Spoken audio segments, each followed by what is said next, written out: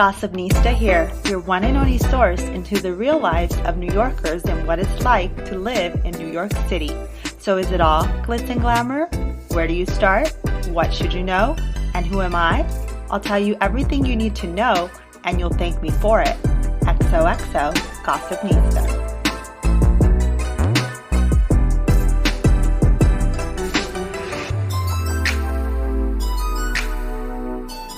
Hey everyone, on today's show, I'm excited to introduce McKenzie Ryan. McKenzie is a native New Yorker with an impressive resume. She's a decorated gymnast, classically trained ballerina, New York City historian, president of All Good Things Branding, and a real estate strategist at Compass with over 10 years of experience in the New York real estate market. Wow. Welcome, McKenzie. How are you? Thank you. Hello, hello. I am wonderful. I am fabulous, happy, and terrific all at once. Amazing. And I'm beyond excited to have you on today's show and learn more about you, learn about all these things you do, and essentially just get started with learning more about being a native New Yorker and what your experience has been like, what borough you're from, and all the good stuff. All right, let's dive in, shall we? Yeah. So I was born in Manhattan on 16th Street and grew up like on the Upper West Side. Mm-hmm. And when we were young, we moved to Connecticut for a little bit, then to Riverdale. And then I really wanted to be back in the city. So I essentially convinced and coerced my parents to move back to Manhattan. Wow. And that was my first real estate deal. Oh my gosh, I love how you just plugged that in. That's amazing. So from upstate, you convinced your parents to come into the city. So Riverdale is actually just north of Manhattan. Mm-hmm. It's about 10 minutes away. And, we grew up in Manhattan and my parents, worked in the city. And, I just always from a young age, I just always wanted more and more. And I've always been very aspirational and I've always wanted to push for the very best. And I just felt like we needed a different environment for everything that we were doing and for, my personal dreams and for where we were as a family. And I started talking to my mom about New York City real estate. And at that point, I was 15. Yeah, wow. I was 15. Okay. And I had a very deep love for New York City history and architecture. And, prior to that, I used to go to open houses and look at the architecture, learn about the history of all these different properties. And so from a young age, I was already conceptualizing, real estate and history and architecture and, sort of looking at them as mini museums, but, mm-hmm. Definitely learning and listening and studying how other brokers conducted themselves. And, so from a young age, I was really looking at real estate. And, the opportunity arose when I was 15. And so I helped my parents sell our apartment. And then we moved back down to Manhattan. And, mm-hmm. that was my first deal. It's actually my favorite apartment. It's on Riverside Drive. And then when the market crashed in 2008, I started talking to my mom again. It's where mm-hmm. That's how everything starts. Just a little. I would take her to a French bistro that we loved, mm-hmm.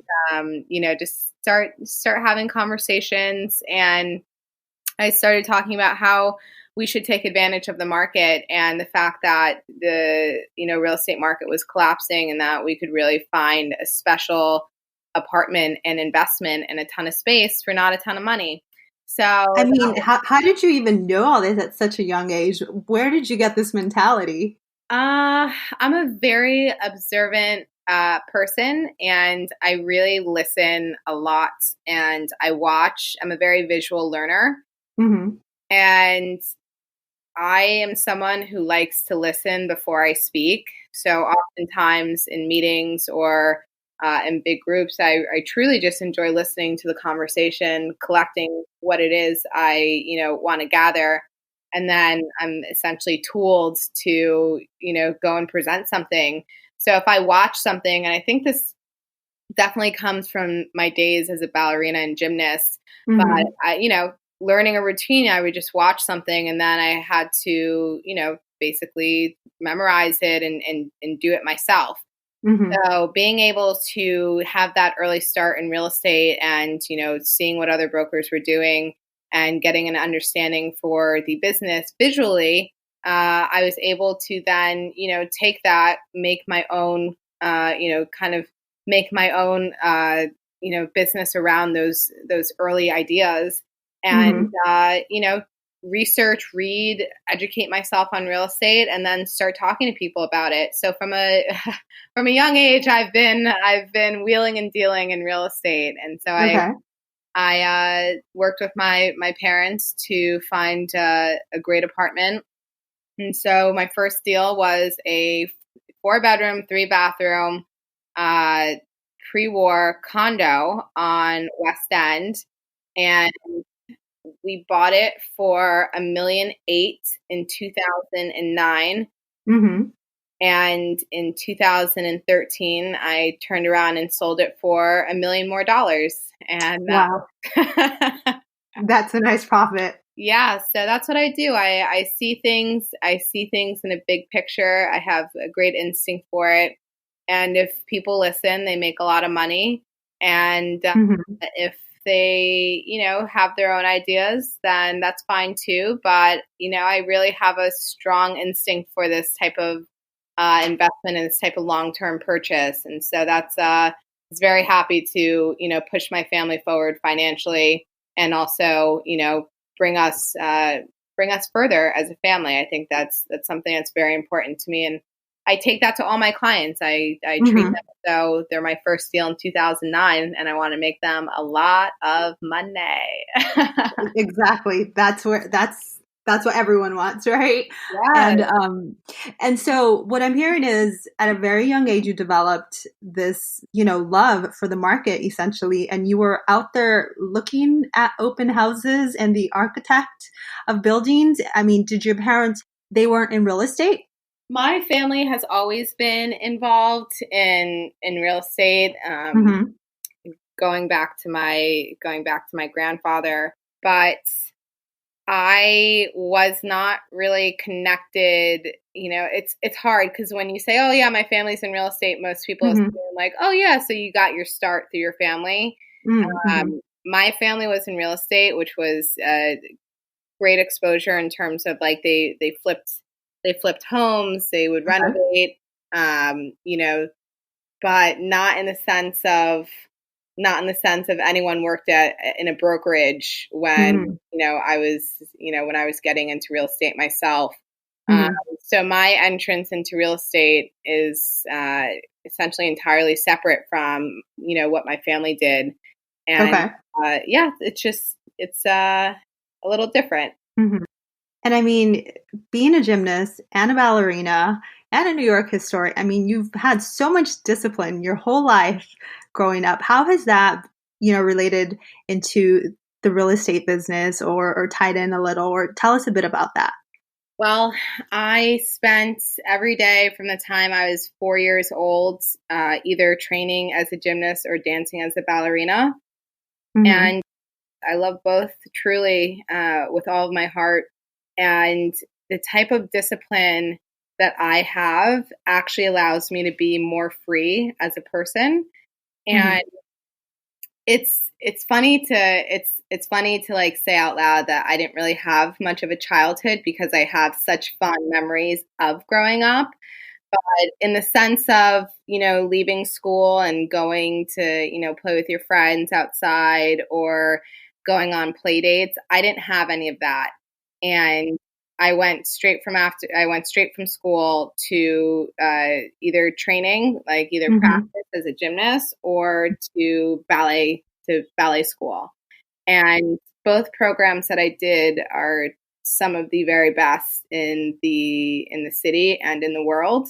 And as a young athlete, I can't really like explain just how much you can really learn about the world and about how to be your best and about Mm-hmm. how to be the best. Uh, Okay. if you're open to it. Mm-hmm. A lot of young athletes, I don't know if they see the connection between being an athlete, being a business person, and being a successful human being. But I saw that from the time I was 5.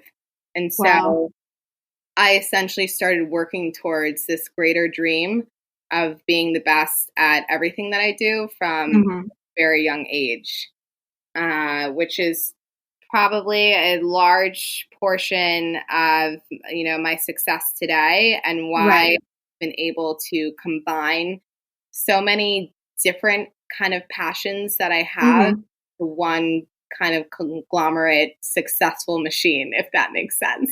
No, 100%. I agree with you. You are exactly that. And like you kind of gave me goosebumps when you mentioned the whole, sports in relation to business and how it ties in. I'm not a athlete myself, but I see that so much so, and it just continues on to your next endeavor, that endurance and that, discipline that you've had as an athlete.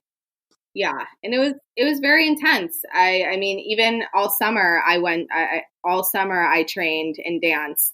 And I don't mean one at a time, I mean simultaneously. Like Hmm. I would leave ballet school and go to gymnastics. Right. So a day for me was getting up at 6 and not getting home until maybe 8. And so now it's like I just go. Like I just go and go and go and go until I need a break, and then I go do something really fun. And Work hard, play hard. yeah, it's like I feel as though people take that expression and turn it into something, that's Negative. like negative. And in Hmm. reality, I have something that I call cyclical time. Okay. And it's the idea that time is obviously time continues, it goes on every day. But most people mentally conceptualize time as linear.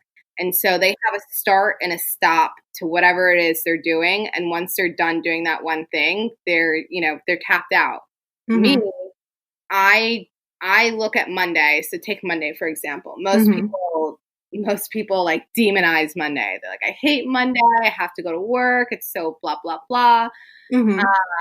But because my Sunday was filled with something that I'm passionate about, something I enjoyed doing, I had fun doing at least one or two things or more, I'm then excited about that very next day. My next Monday is another great opportunity to be my very best and to have Right. fun living my life. And so my life is very open. It's fun and it's very busy. I mean, it's incredibly busy, but I have fun doing all the things that I enjoy because I just see time as continuing and more opportunities and, being on this kind of like cyclical nature versus thinking Hmm. I'm doing this and now I'm done and that's it. Yeah, no, I hear you. But it also sounds that you're very passionate about what you do and you Yeah. bring that into your everyday, yeah, at work and in life in general. If you're not passionate in what you do, you're not, no, I don't want to say you're not going to be successful, but it just brings so Yeah. much more joy to your It's life. a lot more fulfilling. I sometimes find my like someone will ask me a question and my response like sometimes I catch myself giving responses that people don't really understand. Like they kind of look at me like, "What did you just say?" Because it's like so Hmm. passionate. It's like such a simple Yeah, question, but I have such a passionate answer to it. right. And I have to realize sometimes that I'm not always on the same wavelength as other people or vice versa. And that's okay. But I just have such passion to have the very most like fulfilled and meaningful and happy and adventurous life filled with Hmm. a lot of success based on my own merits that, I kind of just, I don't care if I'm tired. I'll just keep going because I know I have this bigger vision, this big dream. that I'm working towards. So I'm just happy to be here. That's amazing. And if there's anything particular you're taking that keeps you energized, or, please let me know, because I need some of that energy. That's like I barely drink coffee. Oh my gosh. Oh my gosh. Okay. McKenzie, I want to transition into, so at 15, you began your real estate career. When did you actually go into a brokerage firm or start with, I don't know if I don't think Compass was around, right? So how did you get into real estate? Unfortunately, Compass didn't exist then, but I got my license before I graduated from high school. Okay. Wow. Well, yeah, as you're a senior, I got it literally right after I turned 18. So I turned 18 in March. I signed up for real estate school. My birthday's March 30th. I signed up for real estate school April 2nd. Okay. I was fully licensed by May. Wow. And then I graduated from high school. And from there, you already had a profession. I've always known what I've wanted. Like from the time I retired as a gymnast, and one of the reasons I retired as a gymnast was because I wanted to be the best real estate broker in New York. And so I started working towards that when officially, like, I got my first internship in real estate when I was 15.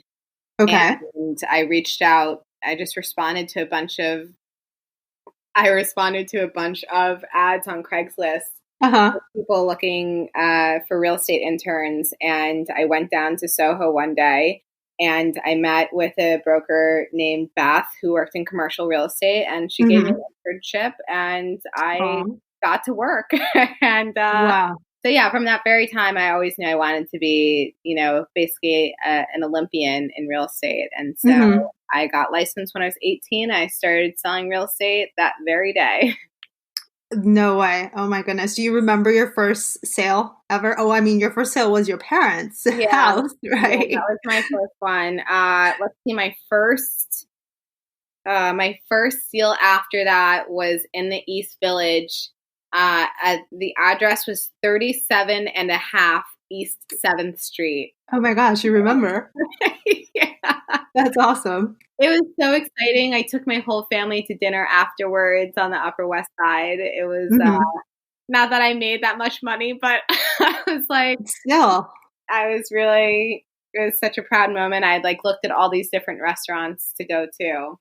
And, it's just one of those moments. It's one of those things you don't forget. Of course, you do remember all your sales, but the first ones are always, one that stick with you, even the address. Yeah, even the 37 and a half address. Yeah, right. It is exciting. It really is. I'm so excited when someone calls me and asks if I'm willing to work with them. Like, what do you mean, am I willing to work with you? Like, are you willing to work with me? Yeah. It's like, hey, thank you. Hello, what can I do? How can I help you? How can I go above and beyond? Exactly. So on that note, and we're going to delve way deeper into real estate, but while we're on the topic of you becoming a realtor, and at a very young age for that matter, if someone is new to the city and they want to go into New York real estate, is it as easy as just, taking your New York real estate or like realtor license? Can you explain that? Absolutely. Here is the answer I give everyone. Getting into real estate is easy. Staying in real estate is extremely challenging. You can get your license pretty much 1, 2, 3. There's no restrictions. There's no requirements. You don't need a college degree. I don't even know if you need a high school degree. I can't remember. But the entrance barrier is very low. Okay. Now, once you have your real estate license, it's a totally different ballgame because real estate, there's a few commodities at hand. You have the commodity of the property itself. So, most people have an apartment or a house or, something of the like. And first of all, you have to know someone who's not only, looking to sell or looking to buy or looking to rent, but you have to know someone who's trusting you enough to, do that transaction with you. Right. So that brings in the commodity of people as well. So you have the property and then you have the people. And on either side, you have to know one or the other. And so if you don't have properties that need to be moved and you don't have people who are looking to move, how do you build a career for yourself? Right. So, Because wherever it is you work, and this is just given across, I'm sure, real estate companies in the whole US, you don't essentially get delivered your prospects, which is the people that are selling the house or the people that are buying the house. So you have to find someone that's doing either or. correct.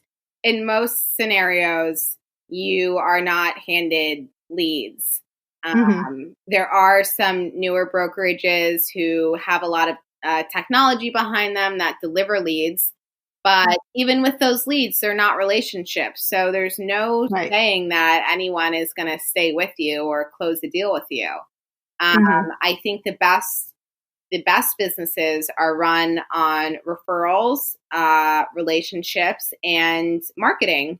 And that's what my business is run on. And it's good because a referral means that someone liked what you did and is, trusting a friend or family member, with your services. A relationship means that you've known someone long enough or they like you enough where they're willing to work with you and give you that business. And your marketing or your branding is strong enough that someone sees it and says, oh, cool, I think I want to work with this person. So at this point, I think my business is really 33% of each.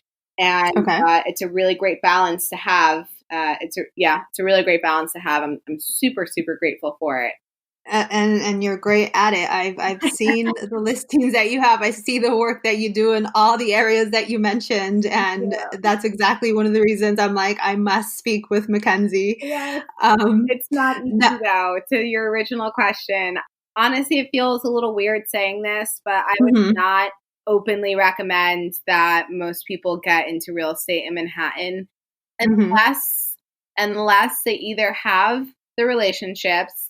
They have the commodity of the product, or they're willing to hustle their ass off so hard like I did and spend years. I mean, truly years. I'm talking about from the time I was 15 to now. Wow.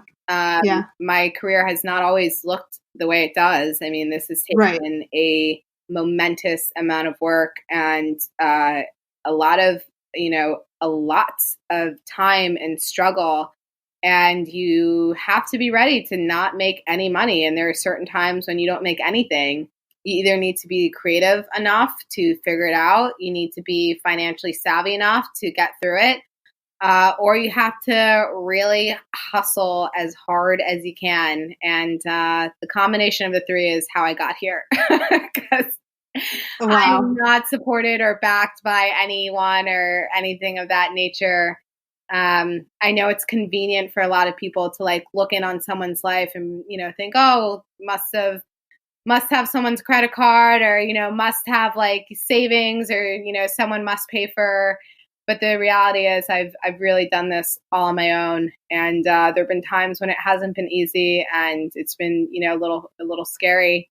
And that's when you stand the tallest and that's when you double down and that's when you work your go harder. Yeah. Go hard, baby. Right.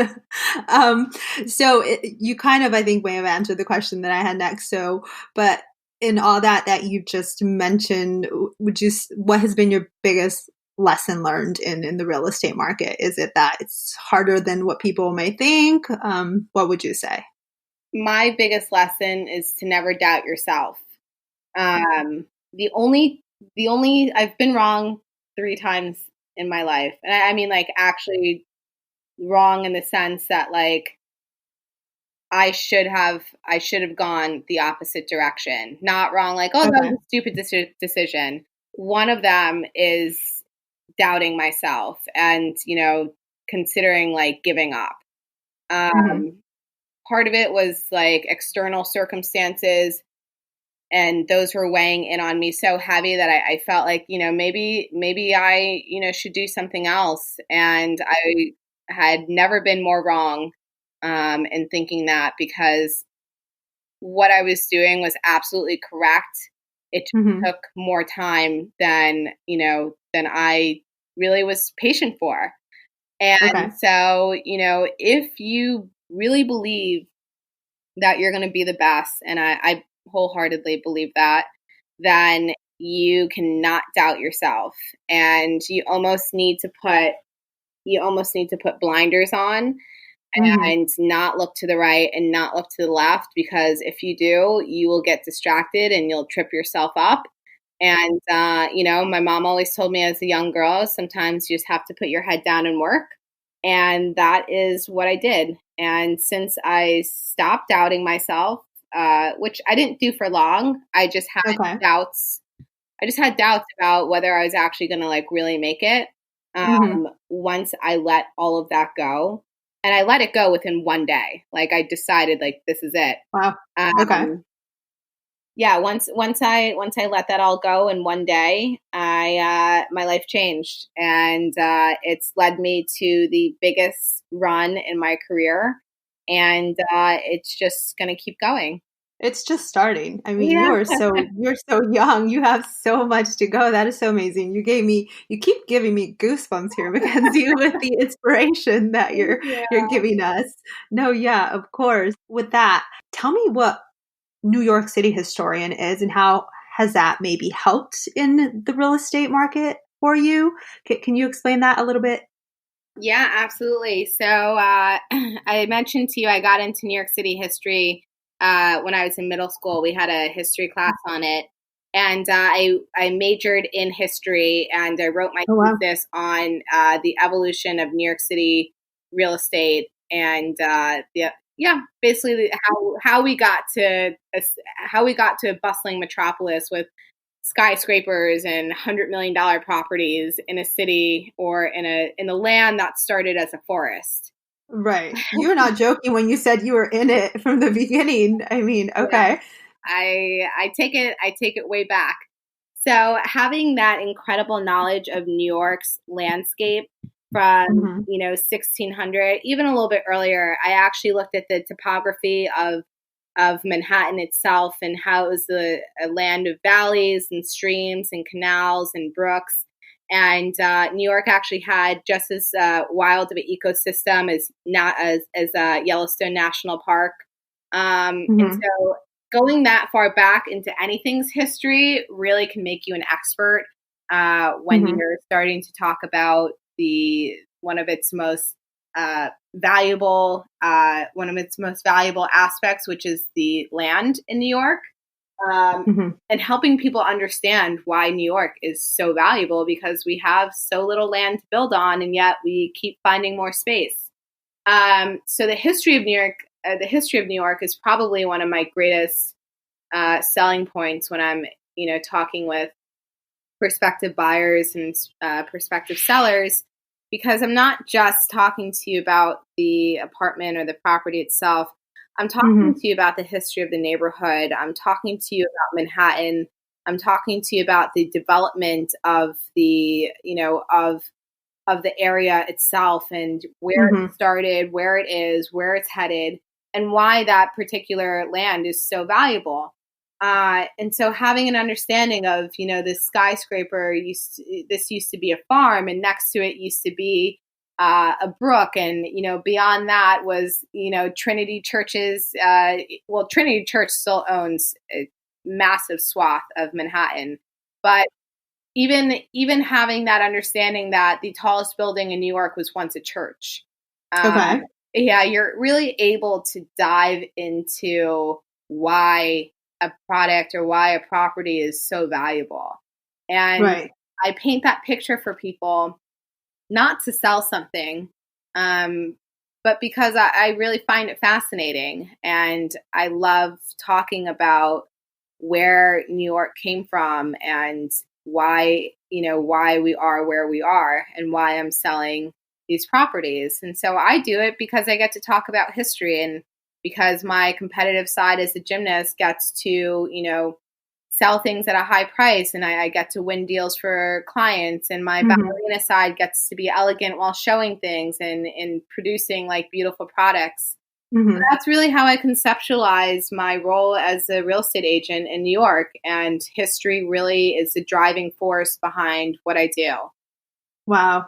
I love how you just wrap that all up and intertwined every, major essentially career you had in your life into where you are today. And that's amazing because literally I'm a firm believer that everything you have, gone through leads you to where you should be at any given moment and has like only given you that much more experience. Yeah. But besides that, I love that you are able to show these places and just tell them the history of neighborhoods. Would you say at any given neighborhood or point in the city, you would know something in regards to it when?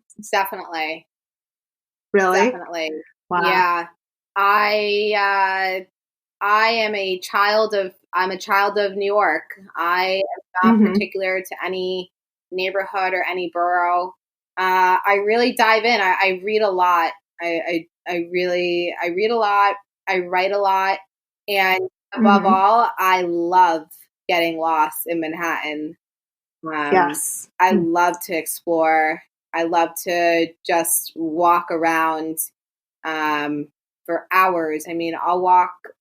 The other day, I walked from 176th Street to my apartment on 15th Street. Girl, no way. Oh, yeah. One of the best things about New York is because we're on a grid, you get to like zigzag. And so if I see something that looks interesting, I don't mind walking, blocks, to the west or the east and zigzagging throughout the streets. I mean, that's really that's like the best part about New York. I find it fascinating that most New Yorkers walk around looking down on their phones because I mean, like, you are really in like the most amazing, like, you're in the most amazing place in the world, and like here people are just like looking down on their phones, and you're just missing everything that there is to look at. Sorry, I do that because I'm lost most of the time because I'm still new to the city. But that's like the fun part. Like, get lost in New York. I mean, you're on an island, so you can't go too far. It's not like you're driving into the wilderness. It's that's the beauty of it. Right. So I try to get lost. And that's why I take Saturdays off and I just spend time alone or with a friend, or I bring my dog Winter and we just go for a big Manhattan adventure. Right. So I don't think most people understand when you say 170th Street to like 15th Street. I think just that far stretch from like downtown all the way to Upper Manhattan is probably a 9-mile stretch in general. Would you know how big that is? The entire island of Manhattan is, and if I get this wrong, like just shoot me, but the entire stretch I thought was around 14 miles from South Street all the way up to Hudson Heights. So it's not a big island, and but the fun part is like bobbing in and out of the streets. That's like the most fascinating aspect. So while we're on this topic, and you being a native New Yorker, so what is it, again, you love most about New York and dislike about New York? There must be something you dislike, or maybe not. What do I dislike about New York? Could be a little less expensive. Okay. Okay, that's a good one. Just a little bit more affordable. I think my feelings on that come from a greater sense that New York is losing a lot of New York is kind of in this very strange transitional place right now. It's losing a lot of its what I consider magic because prices are continue to rise in neighborhoods that are rapidly expanding and accelerating. And so like the New York that makes New York special are the people, because the people are, if you're born and bred in New York, you're a special kind of breed. I can attest to that. There's something in you that's a little wonky, a little gritty, kind of graceful, very, very charismatic at the same time. So we're losing a lot of that, New York charm because prices are becoming just so insanely unaffordable. And if you can't, you can't afford to live here, you can't afford to run a business here, then, what are we left with? Right. My least favorite part of New York right now is the idea and the feeling that we're losing a lot of our culture. That's a big part of what makes New York, New York. When you say that prices are getting high, are you referring, and you kind of insinuated more in the sense of like rents for businesses and for just mortgages and rent in general? The cost of living, I mean, taxes, like it's no joke. I mean, it's not easy. It's not easy. And, between living expenses, between if you have a family, I mean, it's very expensive to raise a family in the city now. Taxes are high. Real estate taxes are high. There's just a lot. There's a lot to pay for. And it's worth it. And let me rephrase that. It's only really worth it financially to live in New York if you're going to take advantage of the city and not look down on your phone while you're walking. Okay. That's, I agree. Agreed. On that note, though, that's the perfect transition for us to go into the real estate market of New York and some renting and buying tips for the audience. So let's start off with what can people expect from the New York real estate market right now? Oh my God. Is that too open? Too vague? I just drop a bomb here. What can people expect?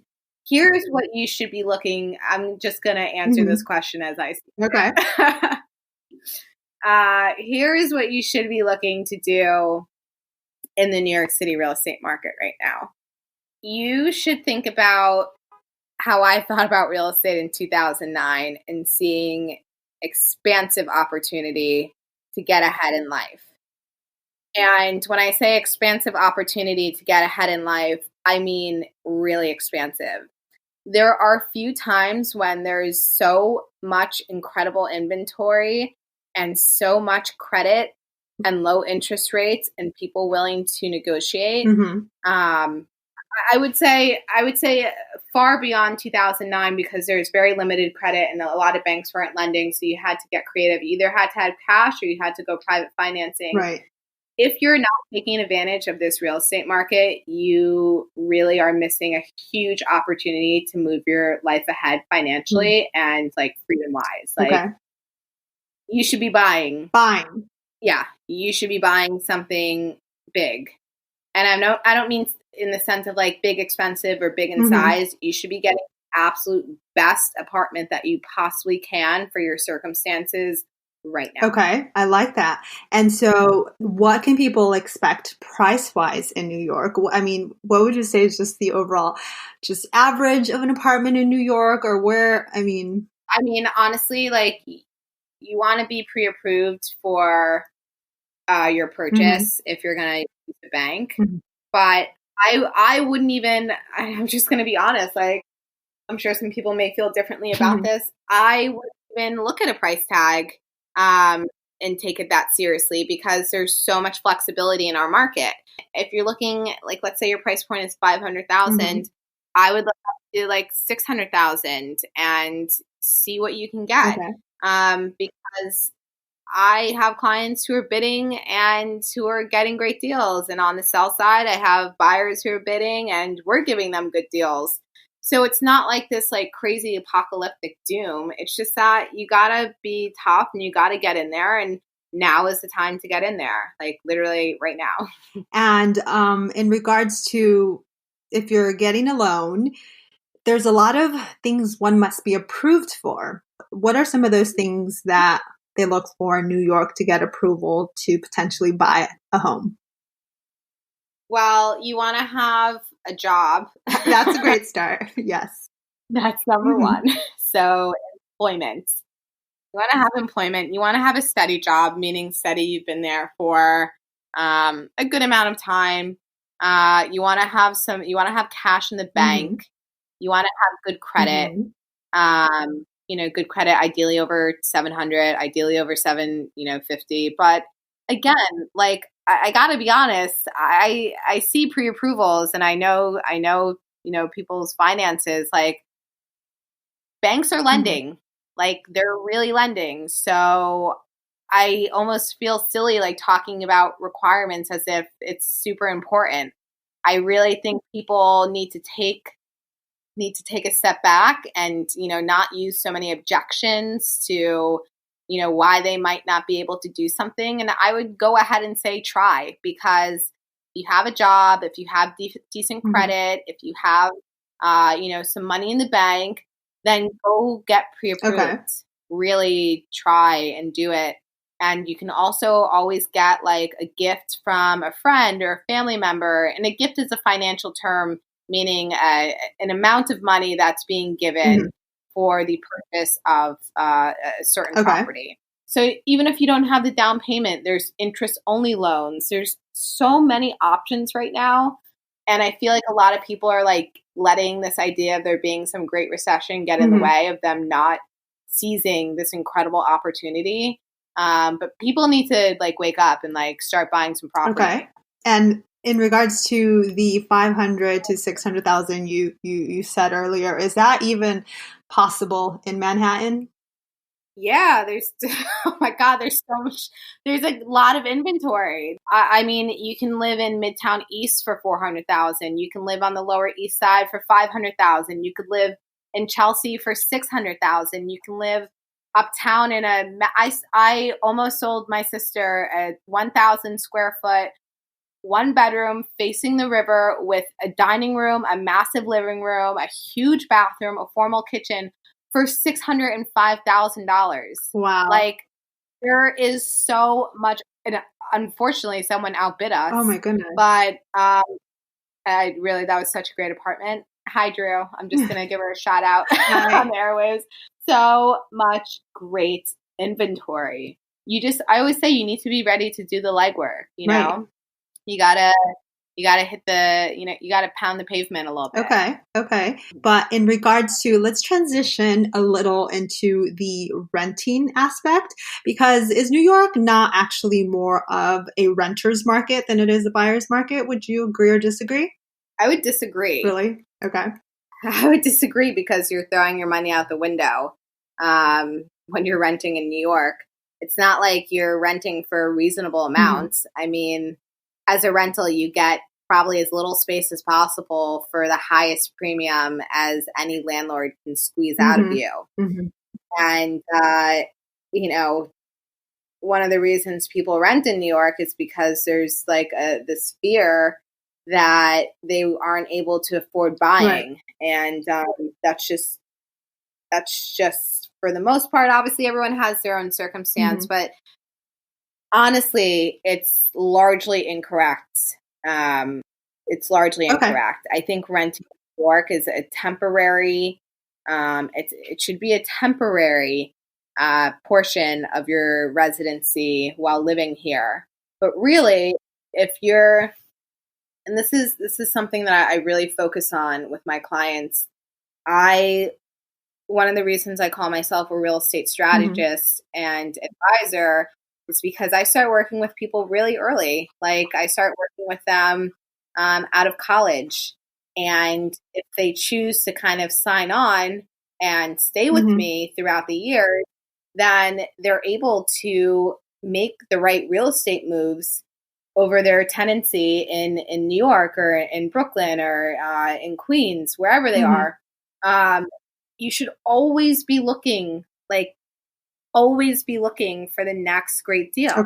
And whether I start them as renters and I talk to them about the market and I say, this is what I'm seeing, or I talk about conditions that would really be ideal for them to purchase in, I'm always talking to my clients, and I consider myself a strategist because when I see a great move or a great position, I call the person that, it fit best for, and I tell them we should do this. So again, whether they choose, whether they're in the position to, make that move or to listen, there's a lot of money to be made. And part of it is, you gotta not everything is about living in the most like ritzy apartment in New York City. Some of it is getting a great apartment with great space and making it nicer and selling it for a great amount years later. And that's always been my strategy ever since I started when I was 15. And do you just recommend buying in Manhattan, or is there other boroughs that you recommend? Do you work in other boroughs yourself? Yes, I work in the Bronx, Queens, and Brooklyn. Okay.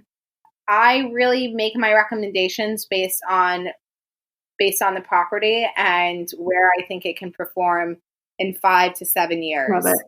And, it's not really borough specific in that regard. So then you're just looking for the best value for your client.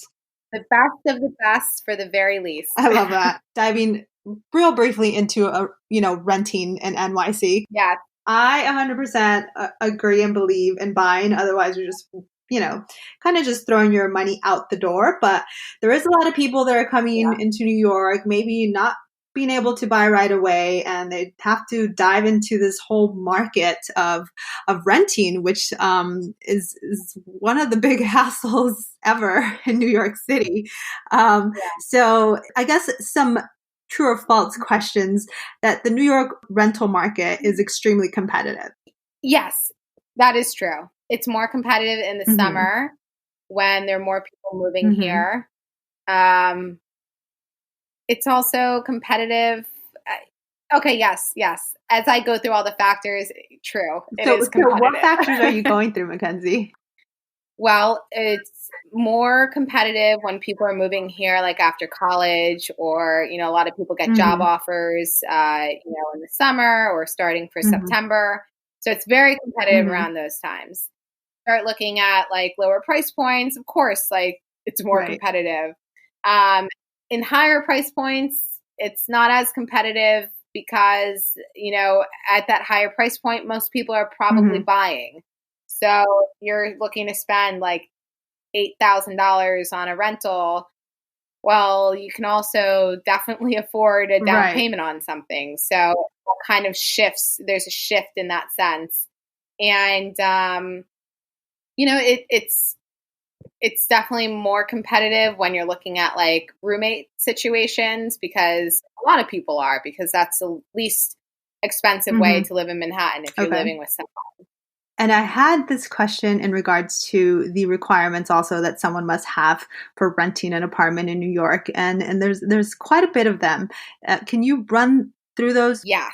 So the rule of thumb in New York is that you need to make 40 times the rent. Okay.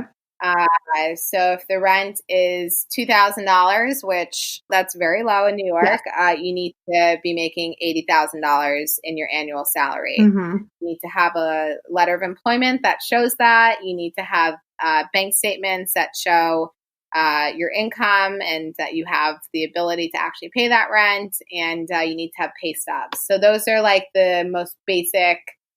That's like the basic rule of thumb. Yes, definitely. You do need all those things, guys. And apartments go fairly quickly, right? Especially in the summer, like you mentioned. It's like if you show up and see a place, you should have all this ready to go because it could not be available next time you inquire for it. And then so in regards to the debate, and tell me if this is even a debate. I'm fairly new, so I don't really know, but broker. Does one need a broker? Does one not? Tell us a little bit, explain what a broker is and how a broker can help you and the benefits and things like that. I would always use a broker. Okay. And even when I'm moving, I bring on a colleague and, close friend of mine to assist. On the rental side, I suggest using a broker because it's a lot of time to search for apartments, to set up showings. And this is going to sound, it sounds crazy when I go to say it out loud. Maybe it won't for people. But like 90% of renters that I've come across have no idea that they can negotiate their rent. Awesome. Okay. And I'm like, what? And hey, on my side, when I'm listing the apartment and a renter is just like, great, I'll take it. In my mind, I'm like, wow, if a broker were here, they would be negotiating rent. Wow. And that's the right thing to do. Okay. But it's not it's not my place. I represent the landlord. I'm not going to tell them that.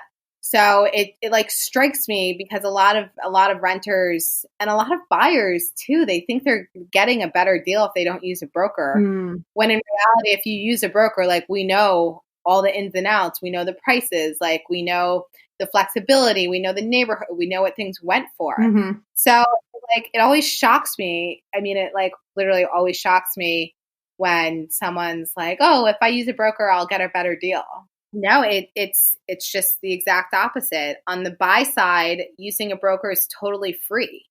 So why buyers don't use an agent to make one of the biggest investments of their life, just it's mind-boggling. Like if I were going to invest in the stock market and put, let's say $100,000 into the stock market, I wouldn't be opening up a Fidelity account to do it. I would be interviewing financial advisors and talking about what I'm looking to do and, talking about what I want to achieve over the next 5 to 10 years. But buyers just kind of go online and say, I'm going to go look at this apartment and I'm going to submit a bid and that will be it. And do people actually do that? I mean, I thought. Yes. Really? Yeah. Left and right. It's crazy. I did 6 open houses yesterday. I can't tell you how many people, just came without a broker. Oh, wow.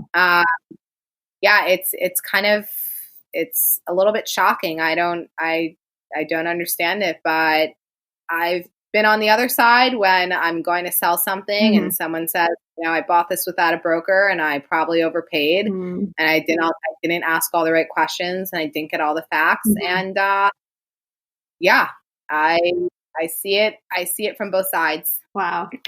Well, you guys, let the experts do their job. They know what they're doing. So number one advice you'd give someone who's looking to buy or rent in New York City or just moving to New York City? Okay, best advice I could give anyone looking to buy or rent is to take your time and really hunt. Like, you can do things quickly while still seeing a lot. Like, you don't have to do it over the course of months. Like, you can really, you just got to hustle and go and see a lot of property and see a bunch of different neighborhoods and then be aggressive. Okay. Or get an agent who's aggressive and who knows New York and who knows things in and out. And, the same way you hustle in life, hustle to get the right apartment. Right. Agreed with you. Is there anything that maybe I may have missed or not mentioned or that you'd like to share with the audience in regards to real estate or New York in general? I would share that New York is an amazing and wonderful city, and it's a huge privilege to live here, and it's an incredible reward to own a piece of property here or to even rent one. Yeah.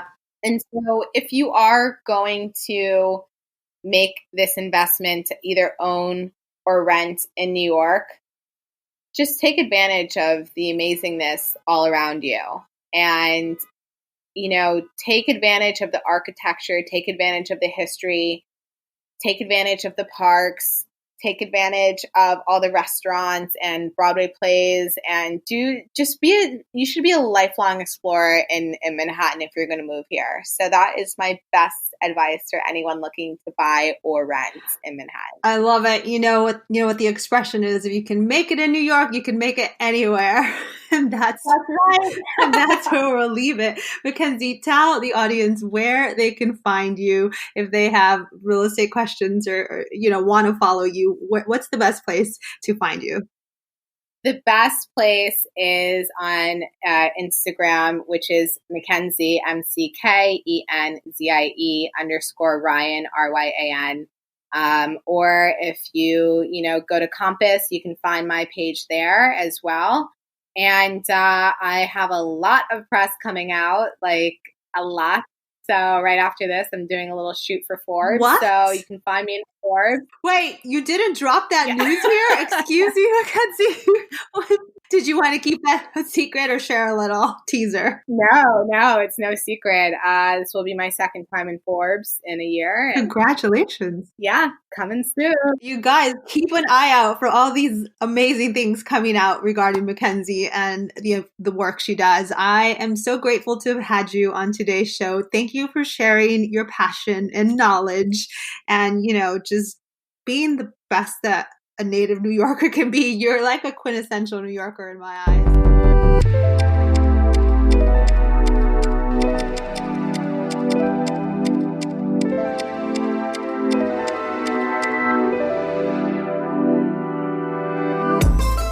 Thanks for tuning in to Gossipnista. Your support means the world. If you've enjoyed what you've heard, please be sure to hit the subscribe button and share this podcast with your friends. Can't wait till next week's episode? Follow along on Instagram at Gossipnista to get my latest New York happenings.